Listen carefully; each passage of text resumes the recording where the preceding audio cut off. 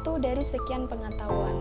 Dan kadang-kadang ilmu disebut juga dengan pengetahuan ilmiah, karena metode untuk memperolehnya sendiri dilakukan dengan metode ilmiah. Jadi makna kata hakikat ilmu dapat diartikan juga sebagai suatu yang mendasari atau yang menjadi dasar dari arti atau makna dari ilmu tersebut. Menurut Puja Wijana, pengetahuan adalah reaksi dari manusia atas rangsangannya oleh alam sekitar melalui objek dengan indera dan pengetahuan. Pengetahuan pada dasarnya merupakan hasil dari proses melihat, mendengar, merasakan, dan berpikir yang menjadi dasar manusia yang bersikap dan bertindak. Menurut J.G. Frazer, agama adalah penyembah kepada kekuatan yang lebih agung yang dianggap mengatur dan menguasai jalannya alam semesta ini. Secara etimologi sendiri, agama berasal dari bahasa Sanskerta yang artinya tradisi. Menurut Kamus Bahasa Indonesia sendiri, agama adalah sistem yang mengatur tentang tata keimanan atau kepercayaan dan peribadatan kepada Tuhan Yang Maha Esa, tata kaidah yang berhubungan dengan pergaulan manusia serta lingkungannya itu sendiri. Filsafat sendiri secara etimologis berasal dari kata Yunani sophia dan philia. Jadi, ditinjau daripada arti etimologi sendiri, istilah ini berarti cinta kepada kebijaksanaan. Pengertian filsafat sendiri secara garis besar adalah ilmu yang mendasari suatu konsep berpikir manusia dengan sungguh-sungguh untuk menemukan suatu kebenaran yang kemudian dijadikan sebagai pandangan hidupnya. Untuk materi selanjutnya akan dilanjutkan oleh rekan saya, yaitu Dinda Arunsari.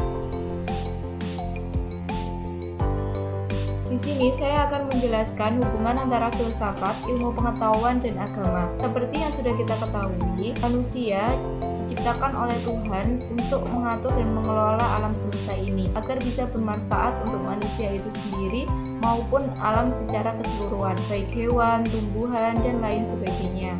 Namun, untuk mengatur dan mengelola alam semesta ini diperlukan ataupun dibutuhkan suatu keterampilan, suatu keahlian untuk mendapatkan atau menemukan suatu kebenaran. Maka dari itu, Tuhan memberikan suatu bekal akal pikiran dapat digunakan manusia untuk menemukan kebenaran tersebut. Di sini saya akan memaparkan 3 sarana yang dapat menemukan dan mencari suatu kebenaran, yaitu melalui filsafat, ilmu pengetahuan, dan agama.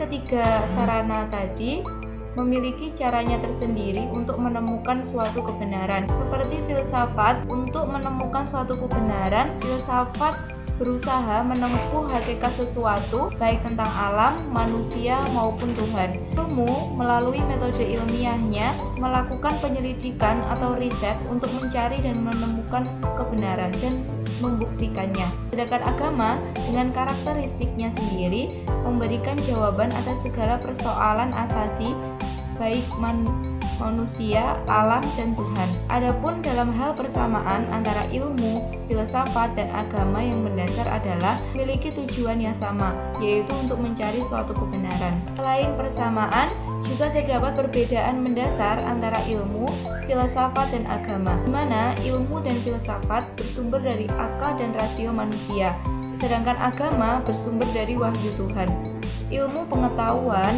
mencari kebenaran dengan cara penyelidikan atau riset, pengalaman atau empiris, dan percobaan atau eksperimen. Kebenaran yang didapatkan oleh ilmu pengetahuan adalah kebenaran positif, yaitu kebenaran atau teori yang lebih kuat alasannya. Filsafat menemukan suatu kebenaran dengan penggunaan akal yang dilakukan mendalam dan menyeluruh. Kebenaran yang diperoleh filsafat adalah murni dari hasil pemikiran atau logika manusia dan cara berpikir yang mendalam tentang hakikat sesuatu. Sedangkan agama mengajarkan kebenaran, memberi jawaban berbagai masalah melalui wahyu, kitab suci berupa firman Tuhan.